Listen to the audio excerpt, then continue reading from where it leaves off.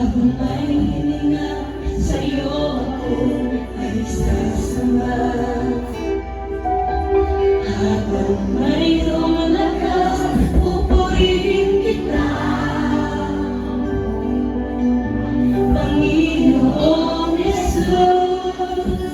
Minamahal kita, tunay na Diyos, pag-ibig mo'y dahan-dahan. Kita, ang hiling mo, Panginoon kay Jesus, ang hiling kita. Let's worship the Lord. Itaas natin ang pangalan ng Diyos.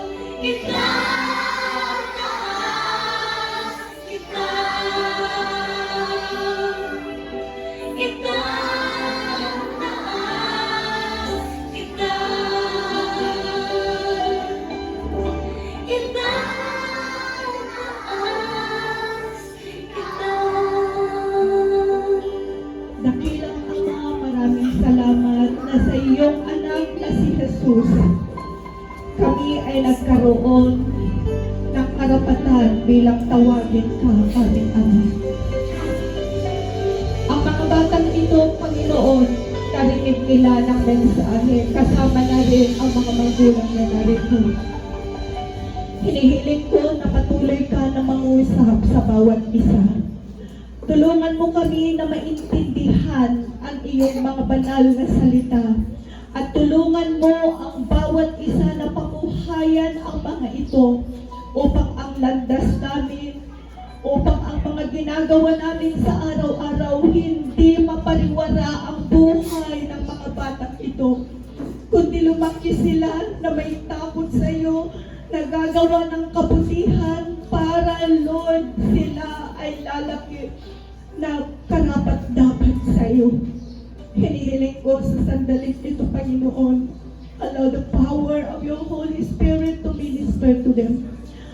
Hayaan mo ng iyong mga salita ay naririnig-dinig nila, that every time they are tempted to do bad, Lord, they will remember that a sin-darkened life hindi karapat-dapat sa iyong kaharian. Lukuban mo ang lahat ng mga batang ito ng iyong banal na dugo. Keep us all away from lies and deceptions. Kasama na rin ang mga magulang na narito ngayon, Panginoon. pagyamanin yung relasyon na meron kami sa iyo. Patuloy mo kami nagabayan sa araw-araw. Ang daming tukso sa kapaligiran.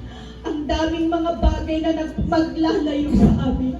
Subalit hinihiling ko sa araw na ito in the name of Jesus that let your power minister upon every heart. Kahit bata ang mga ito, sa mga magulang, lahat kami na nakarinig ng iyong salita. Lord, ikaw lang ang gabay namin. Ikaw ang Diyos na makapangyarihan, na kung paano mo nilikha ang lahat ng mga bagay kasama na kami, pwede ka rin kumilos sa aming mga buhay. Ituwid mo ang mga kamalian namin at tulungan mo kami na magtiwala sa iyo sa araw-araw na buhay namin. Tulungan mo kami na lumago. Tulungan mo kami na maintindihan at hangarin namin, Panginoon. Mamuhay na kasama ka in your kingdom. Dahil nalaman namin na lahat ng mga masasamang gawa, walang pawang sa iyong kaharapan, sa iyong harapan. At ang katumbas ay eternal damnation, to be put into the lake of fire forever and ever. Ayaw namin yun, Lord. Kaya tulungan mo kami. Lord, hinihiling namin na ikaw po sana ang manguna sa buhay namin. Pinupuri ka namin, pinasasalamatan ka namin, itinataas namin ang iyong dakilang pangalan. Ito ang aming dalangin sa pangalan ni Jesus. Amen and amen. Let's give a clap to our God.